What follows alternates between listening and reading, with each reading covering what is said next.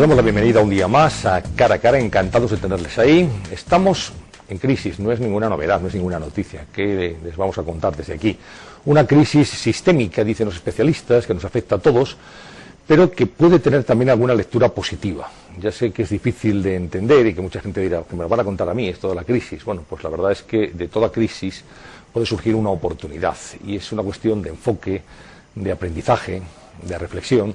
Es lo que hoy nos va a contar nuestro invitado en Cara a Cara. Él es un escritor cargado de positividad, cargado de armonía, de equilibrio. Ha estado con nosotros en más de una ocasión. Siempre es muy interesante lo que cuenta porque está cargado de sentido común y además sus libros nos dan pistas para vivir mejor. Libros que han sido unos enormes éxitos de ventas. Estoy pensando, por ejemplo, en La buena suerte, que escribió hace ya algunos años y que ha sido un bestseller traducido y publicado en muchos países. Lo escribió junto con Fernando Trías de Bes.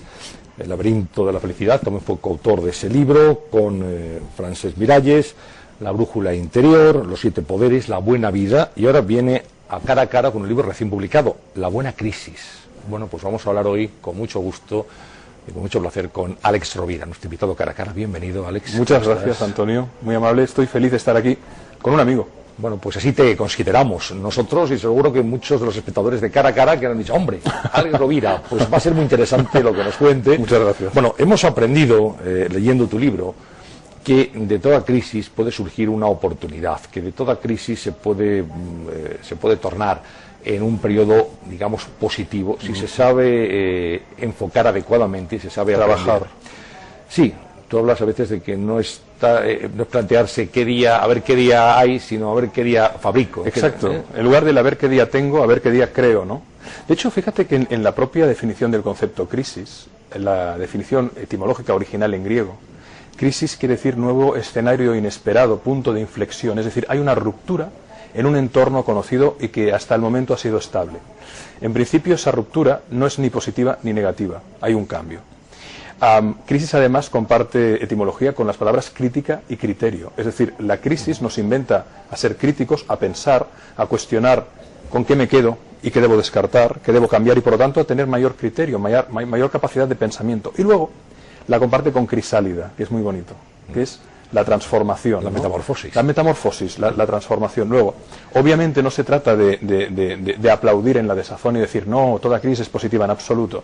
La crisis implica un sufrimiento normalmente, pero la paradoja es que la crisis nos lleva a territorios de nuestra vida y de nuestra conciencia y de nuestros afectos y de nuestro pensamiento a los que no iríamos si no hubiera el efecto bofetada.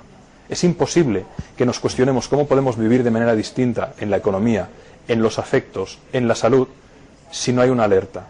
Y además hay otra gran paradoja, y es que yo creo que la especie se ha acostumbrado a vivir en momentos de expansión y de bondad, donde solo queremos lo bueno, pero no aceptamos la dimensión dual de la existencia, que no puede haber día sin noche, vida sin muerte, y momentos de bonanza sin momentos de tristeza.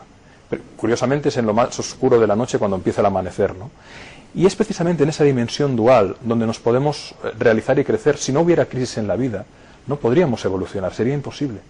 Este libro, Àlex, se te ocurre, su gestación, su escritura, después de escuchar a mucha gente que te va diciendo que esto está muy mal, que esto se hunde, que el año 2010, nosotros, exacto, que todos muertos, estamos mal, pero vamos a estar peor, y que esto se hunde y que tal. Y a raíz incluso de escuchar una entrevista a un economista, Santiago Niño Becerra, ¿no?, que me parece que en algunas cosas es muy lúcido, pero que en otras es alarmista, donde hablando con amigos me dicen, no, yo he decidido no contratar a más empleados, he decidido despedir, no puedo dormir, y yo pienso, vamos a ver, la crisis será lo que hagamos de ella, no hay nada predeterminado. Pero claro, si te dicen que en el 2010 todo se hunde y no tienes criterio para pensar qué puedes hacer tú, entras en barrena y la profecía se autocumple. Hay que romper la profecía que se autocumple. Si tú le dices a alguien, te vas a caer, y si lo dices convencido, oye, es que es inevitable, te vas a caer, es muy probable que se acabe cayendo. No sabemos lo que pasará con la crisis en lo global, pero sí que podemos decidir qué hacer con nuestra crisis en lo individual. Y ahí está el poder. No podemos darle al Mesías Obama la esperanza de que nos tire a todos hacia adelante. ¿Cuál es nuestra responsabilidad? Porque evidentemente una crisis como la que estamos viviendo no es una crisis económica. La crisis económica es un síntoma, una manifestación, como si te sale un dolor en la espalda o un eczema en la piel. Es una crisis de conciencia. Es decir, somos la consecuencia de una falta de integridad, de un exceso de ambición, de una ingenuidad, de una avaricia en la que incluso mi amigo Fernando Trías de Bes escribió un artículo en El País hace 4 años diciendo que había una burbuja inmobiliaria y se le tiraron encima a muchos economistas. Pero él defendió unos argumentos de puro sentido común. No se puede crecer el precio de la vivienda a una tasa del 10% y construir 800.000 viviendas en un año, que en España se construían más viviendas que en el resto de Europa juntos. Entonces, al negar la realidad nos estalla en las narices. Y ahora estamos digiriendo la indigestión de los últimos años. Hay algo, Alex, que todo el mundo reconoce, y es que vivíamos por encima de nuestras posibilidades. Sin duda. El país estaba, este país y muchos otros países, digamos, con la bonanza económica, con el viento a favor, y también se concluye que después de esta crisis nada volverá a ser igual y recuperaremos valores. Ojalá sea así. En nuestra dimensión. Seguramente vamos a ir a eso, algo forzados por las circunstancias. Exactamente. Claro. Daremos un paso al frente, sino porque no tenemos otro remedio. Y si no lo aprendemos en esta crisis, tendrán otras. La gran paradoja es que compramos con dinero que no teníamos cosas que en realidad no necesitábamos para impresionar a quienes no conocíamos o no nos caían bien.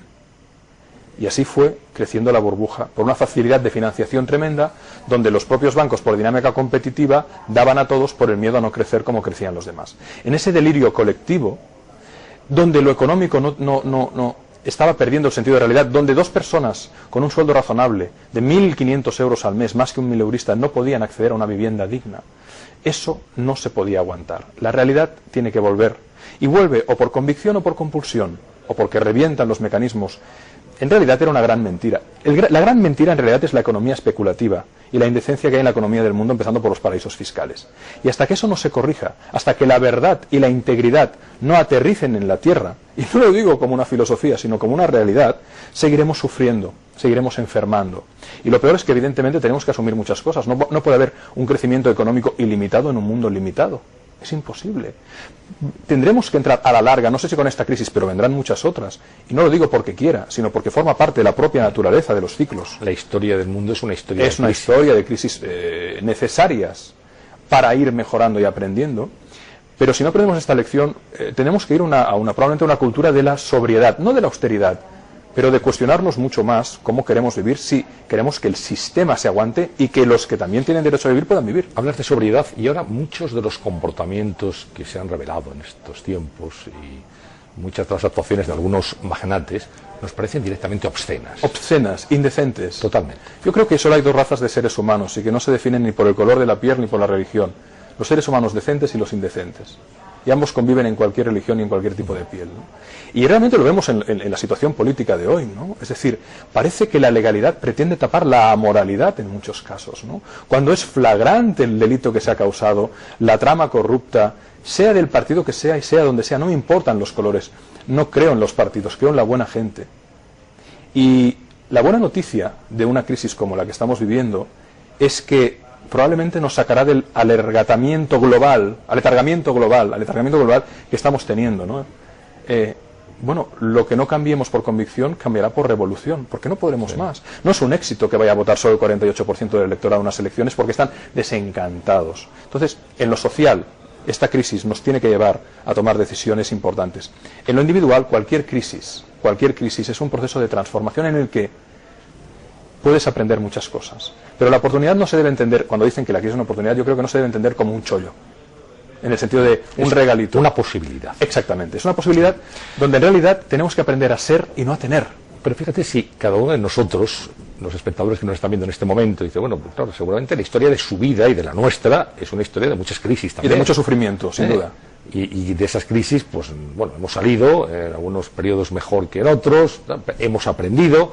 Es imposible tener una existencia, tener una vida sin crisis, sin sufrimientos, es imposible. La gran paradoja, Antonio, es que la tecnología ha avanzado tan rápidamente que la gente se piensa que se puede adelgazar sin esfuerzo físico, se puede aprender sin esfuerzo intelectual, se puede ser amado sin esfuerzo emocional y se puede transformar la vida con un botón, un mando a distancia o un producto que te llega por la teletienda, ¿no? Esto no va. O sea, no va. Estamos alejándonos de la realidad. Lo virtual ha avanzado tan rápido que nos estamos alejando del sentido de realidad. Pero es que habíamos abolido, querido Alex, las taquillas de peaje. ¡Claro! Todo tiene un precio. Claro. Y no tenemos que entrar en la cultura del esfuerzo, en la del sobreesfuerzo. En la del sobreesfuerzo. Señores, a trabajar. Abandonen el victimismo. No, es que no vendo leche, corto una carretera y te jorobo la mañana. Pues si no vendes leche, reinvéntate, rey. No, es que no tengo financiación, ve a la banca ética con un proyecto justo, solidario o cultural y obtendrás financiación. Es decir, no es fácil, ¿eh? Es dificilísimo, no es fácil. Y a veces casi imposible. Pero a ver, vamos a ver, Antonio, tenemos dos opciones. O nos ponemos a ver en un rincón y a pedir a mamá Estado que nos ayude, o nos ponemos entre todos, hombro con hombro y codo con codo, a cambiar la realidad. Porque si los políticos también zarandean, seamos nosotros los que hagamos las cosas. Y lo que sí que está claro es que de esta crisis colectiva, sistémica, dicen los especialistas, sí, o salimos todos o no salimos. Es que ahí está otra de las grandes bondades de la crisis, que necesariamente se produce una expansión de conciencia del yo al nosotros. Es decir, oiga, mire, es que si yo contamino mucho, estoy también fastidiando al de la frontera de al lado que no está contaminando. Es que si además, si no tengo, o sea, Gandhi lo decía muy bien, en el mundo hay suficiente para satisfacer las necesidades de todos, pero no la avaricia de algunos. Entonces, o aprendemos la lección, o realmente iremos reproduciendo patrones, porque la gran paradoja de la consciencia es que no puede estancarse, o evoluciona o involuciona. Pero no puede haber un estancamiento. Lo que pasa es que la involución lleva a una crisis todavía mayor, es decir, si de esta crisis no aprendemos nuevos hábitos, nuevas actitudes ante la vida, de sobreesfuerzo, de humildad, de paciencia, de generosidad, de solidaridad, yo estoy de acuerdo que hay que ayudar a las personas, a ese 20% que están sin trabajo, pero lo mejor es dar 400 euros, es dar el pescado o enseñar a pescar. Es decir, España, como país, difícilmente se recuperará porque tiene que reinventarse. Estados Unidos y Alemania se pueden recuperar porque tienen una estructura, eficiencia productiva y una maquinaria que los americanos de Detroit tendrán que hacer muchos cambios y mucho esfuerzo, pero el día que tengan los motores eléctricos a punto irán como un tiro. Aquí el tocho se ha acabado y el sol y la paella no son ni competitivos. ¿Qué queremos ser cuando seamos mayores? Y esa pregunta nos la tenemos que hacer en lo individual y en lo colectivo. ¿Dónde queremos estar en el mapa global de posicionamiento? Tú hablas en el libro de reinventarse. Reinventarse a uno mismo, hay que reinventarse también como país, como sociedad, como familia, como grupo, como tribu, como todo. Y eso implica esa voluntad de decir, bueno, para que yo gane, el otro tiene que ganar. Oscar Wilde afirmaba que el egoísmo verdaderamente inteligente consiste en procurar que los demás estén muy bien para estar tú algo mejor. Aunque sea esa opción de mínimos un poco cínica, tenemos que ir por ahí. Porque además si no, nos quedaremos totalmente desestructurados como sociedad. Más cuando sabemos que lo que nos permite tirar adelante es el afecto, es el amor. Es decir, y lo hablamos en la buena vida, ¿no? La variable fundamental de cambio, la variable que nos lleva a la longanimidad, palabra desconocidísima de la RAE, que es el estado de ánimo que nos permite afrontar continuamente la adversidad, para tener esa longanimidad, hace falta encontrar un sentido a la vida. Y el sentido solo lo encontramos cuando amamos a alguien o a algo. Si no somos capaces de hacer una alquimia interior y transformar el sufrimiento en fuerza creativa, caeremos en el cinismo. Y el cinismo nos llevará al pesimismo. ¿Y sabes cuál es el problema? Que hay una correlación altísima entre el pesimismo y la holgazanería. Total. Yo los optimistas que conozco no son ingenuos, no son pesimistas mal informados. Son gente que se dedica a remangarse y a trabajar, a currar como Dios manda. Y por lo tanto, son gente que transforma, que no hace ruido, pero que va cambiando su entorno, ya sea en su barrio, ya sea en su grupo de amigos. No se trata de cambiar el mundo, se trata de cambiarnos a nosotros mismos y por simpatía generar seguramente, Alex, amparados en la situación general, mucha gente dice, bueno, ¿yo para qué? ¿Para qué me voy a esforzar? Claro. Si todo está muy mal. Bueno, claro, como no se esfuerce cada uno en lo suyo... No, pero eso es lo que ya... pero fatal. O sea, no podemos ir por ahí. Porque claro, efecto dominó, Antonio. Claro. ¿No? Tú imagínate que todos nos levantamos por la mañana diciendo la resignación, suicidio, es el suicidio cotidiano. Total, ¿no? Balzac. Es decir, como esto no hay quien lo arregle, no seré yo. No, precisamente es que si tú pones tu granito de arena en lo más pequeño, en el modo en el que sirves el café, en el modo en el que te presentas a tu cliente, en el modo en el que tratas a tus hijos, todo cambia. Pero claro, no es tan fácil, requiere un esfuerzo. Por eso, la cultura, la formación. No se puede bajar la inversión en I+D ni en formación en este país. Es el gran error. Si precisamente la baza de la competitividad del futuro pasará por reinventarnos formativamente y por tener talento de verdad y talante de verdad y una cultura ética basada en el compromiso y en la solidaridad y en la visión a largo plazo y en la cultura del esfuerzo. Bueno, seguramente hay que confiar menos en los políticos como tal, en global. Qué fuerte, que tengamos que llegar a esa conclusión la sociedad civil. Y pensar que cada uno tiene que arrimar el hombro en lo suyo. Y luego desarrollar esa capacidad de crítica y criterio para saber elegir bien a quien tengamos que elegir. Que no solamente Obama o Zapatero o Sarkozy. Es que tal y como va el mundo, yo creo que en el futuro las ideologías seguirán estando, pero se van a desdibujar, porque te puedes encontrar un Sarkozy con políticas sociales, te puedes encontrar un Obama con políticas liberales, ¿no? Luego hay casos extremos como el de Berlusconi, ¿no? Que es un chiste prácticamente. Pero hablamos de políticos. Sí, exacto. Es verdad, perdona, me había olvidado. Total, ¿de qué se trata? Oiga, ¿usted qué puede hacer? Si abrió, cierre. Si encendió, apague. Si estropeó, arregle. Si le dieron, devuelva. Sentido común. Pero nos hemos olvidado de eso. Y pensamos que de un golpe de botón o con una pastilla todo se arregla. No, la realidad tiene un precio, como tú decías, tiene un peaje, ¿no? Sí, desde luego, para aprender un idioma no basta con tomar una pastilla. No, ni dormir de noche con la cinta puesta. No, hay que estudiar. Hay que estudiar. Hay que estudiar. Bueno, la buena suerte, la buena vida, la buena crisis, ¿vas a seguir por esa línea? Por supuesto, la buena gente. Quiero hacer un libro, y estoy trabajándolo sobre la buena gente y la buena idea. Quiero hacer un libro sobre cómo potenciar la innovación y la creatividad, cómo podemos darle la vuelta al pensamiento. Mira, Antonio, yo tengo la fortuna no solo de verte de ti como amigo y de poder hablar de vez en cuando. Cada lunes estoy con Carlos Francino en el Hoy por Hoy. Tenemos una sección que se titula ¿Qué hay de nuevo?, donde traemos a gente que están haciendo milagros. Dos empresarios jóvenes gallegos que con 1.500 euros han montado una empresa de productos electrónicos de gran consumo que están facturando y dando trabajo a 500 personas. Un chico de Gerona, Didac Lee, que tiene una empresa de creación de software y aplicaciones que tiene ya incluso sede en California.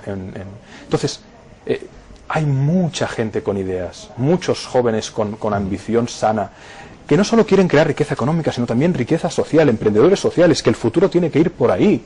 Es decir, el beneficio final no tiene que ser el objeto. El beneficio es un síntoma de que estás haciendo bien y por lo tanto se te reconoce tu trabajo y obtienes unos recursos para poder seguir compartiéndolos, ¿no? Va a haber un cambio de paradigma, va a haber un cambio de modelo, tiene que llegar. Y si no llega ahora, llegará más tarde, porque necesariamente tenemos que hacer esos cambios que nos permitan seguir habitando en este planeta sin que nada se hunda. Y eso implicará y se me puede llamar ingenuo, totalmente, pero mira, yo creo que si no hubiera sido por la ingenuidad del pasado no hubiéramos llegado hasta aquí. Hará falta mucha más solidaridad, hará falta abolir muchas más fronteras, harán falta regulaciones globales, hará falta que la memoria que perdemos los humanos a lo largo de la historia se encarne en regulaciones que pongan coto a la indecencia rampante. Porque si no estaremos sin fin con casos Gürtel y con todo lo que aparezca en cualquier partido. Porque al final, dentro de cualquier, como decía antes, signo, hay personas indecentes. Hay que poner coto a eso y, sobre todo, dar luz a la buena gente, que hay mucha buena gente. Yo creo que son muchos más los nutritivos que los tóxicos. Pero lo que pasa es que los otros la lían, hacen mucho más ruido y aparecen en el titular. Uno de los capítulos de este libro, en el final mismo, hablas de las 10 claves de la revolución. Bueno, una R, un guión y evolución. Evolución, sí. Que son, bueno, pues 10 puntos. Un poco el resumen, ¿no?, del libro. De la constatación para que una crisis al final te lleve a un territorio de expansión de conciencia, de mayor coraje, de mayor compromiso social, de mayor humildad, de ser más persona, serían esos 10 puntos. Te voy a pedir que nos enumeres algunos, los más importantes. Mira, yo básicamente te diría, toda crisis implica un duelo, una pérdida. Y el duelo tiene unas etapas, ¿no? Primero, cuando te dicen que se te ha muerto un ser querido sin esperarlo, la negación no puede ser. Luego la negociación. ¿Es posible? Luego la rebelión. ¿Por qué me ha pasado esto a mí? Qué injusto. Y pasa en cualquier crisis de la vida, ¿eh? Luego la tristeza por la pérdida, la aceptación verdadera de que la realidad es así, de que no hay más. Pero luego podemos ir mucho más allá. Si nos quedamos aquí, si podemos hacer el duelo bien acompañados y cuestionándonos para traspasar la frontera del dolor, podemos llegar a la aceptación y a la gratitud finalmente, por la cual aceptamos que ya no tenemos eso, pero que eso ha estado con nosotros y pervive en nosotros. Por lo tanto, crisis implica sufrimiento, sí, es inevitable, pero ¿qué podemos hacer para tirar adelante, ¿no? La segunda gran idea es que la crisis es un cambio, pero que se convierta en una transformación es tu elección. El cambio viene de fuera hacia adentro y no es estable. Podemos cambiar este escenario y quedarnos mirándonos tú y yo sentados en la silla sin la mesa, incómodos. Tendríamos que movernos. La transformación depende de ti, de que encuentres un sentido a ese cambio y de que por lo tanto trabajes, porque aunque en tu entorno cambien las cosas, si tú cambias, puedes hacer que el cambio sea todavía mucho mayor y a favor tuyo. Tercero, evitar la resignación. Yo creo que vale mucho más una pequeña acción que una gran intención. Hay que hacer, pero hay que hacer conscientemente. Cuarto, conciencia global. Ande yo caliente y ría. Decíamos antes de entrar en esto. Si los que están pasando lo fatal pueden estar mejor. Y si el Estado no llega, ¿qué puedo hacer yo para contribuir? O sea, no se vale pisar el pedal a fondo, gastar 20 litros a los 100 y después de mí el diluvio, como diría Luis XIV, ¿sabes? No vale. decir, aprovechemos eso para una mayor conciencia solidaria, ecológica, global, porque es que al final será para el bien de la especie. El futuro será una batalla entre la cultura y la conciencia, o el conflicto y el egoísmo.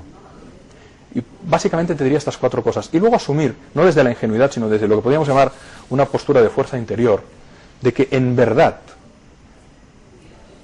adversidad y conciencia pueden ir a una. De que en verdad la dificultad, el sufrimiento, es una puerta hacia la transformación de nuestra alma, de nuestro modo de ver el mundo, de nuestro modo de entender el mundo y de relacionarnos con él. Por lo tanto, gracias, crisis, siempre y cuando sepamos gestionarla, ¿no?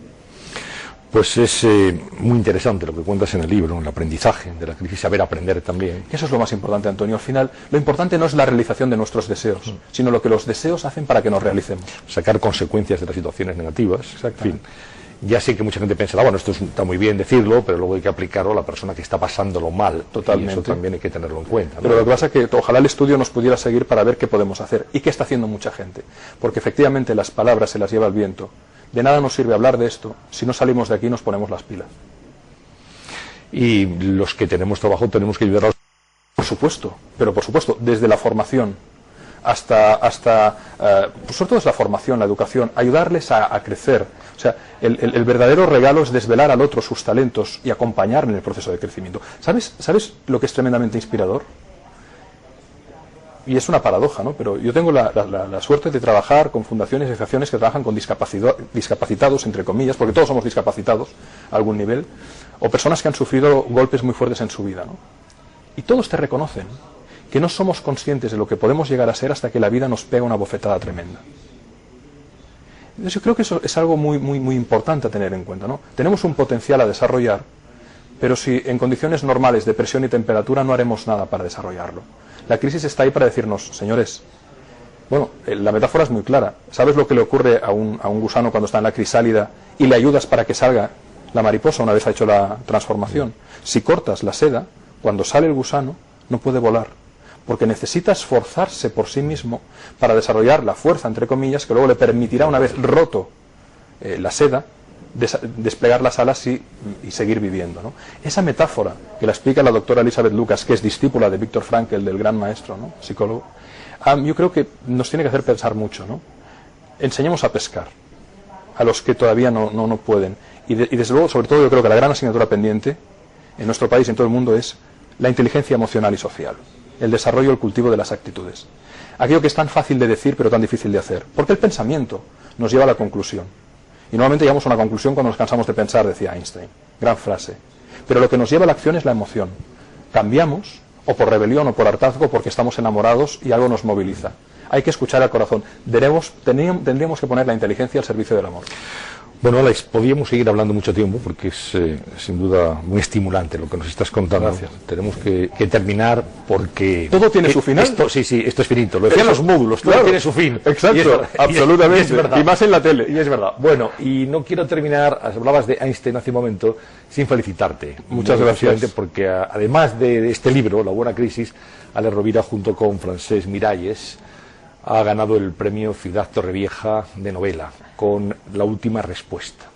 Einstein tiene que ver en ese libro. Es que Einstein, como decía el otro día un buen amigo, ¿no?, Einstein es una persona que nos cambió el modo de entender el universo, es una figura fascinante, y se nos ocurrió que sería muy interesante imaginar algo que quizás pasó pero que no se desveló, y es que el mismo Einstein descubrió una fórmula que puede cambiar la concepción del mundo, pero que no la quiso desvelar porque la humanidad no estaba preparada. ¿Sabes lo que dijo cuando vio la bomba atómica? ¿No? Dijo, si lo hubiera sabido me hubiera hecho relojero, ¿no? Si con la teoría de relatividad el hombre creó, a través de Oppenheimer y otros, la bomba atómica, quizás hay otras formas de energía mucho más poderosas, pero que solo pueden ser desveladas cuando la humanidad esté preparada. Y de eso va la novela. Bueno, la novela que no se ha publicado todavía, va a hacerlo en los próximos días. Sí, saldrá a finales de este mes. Bueno, pues enhorabuena. Gracias, por partida Antonio. doble, por la novela, por el premio. Muchas gracias. Vieja, Muchas y gracias. por La buena crisis. Muy amable. Un abrazo y un placer, como siempre. Buena suerte. Gracias. Hasta la próxima. Buena suerte siempre. Siempre. También buena suerte a todos ustedes y, bueno, que trabajen, como dice el Rovira, el optimismo, la positividad dentro de las situaciones negativas, pero siempre hay un atisbo, un rayo de esperanza al que hay que agarrarse para seguir levantándose cada mañana. Gracias por su atención, por su interés y hasta mañana a todos en Cara a Cara.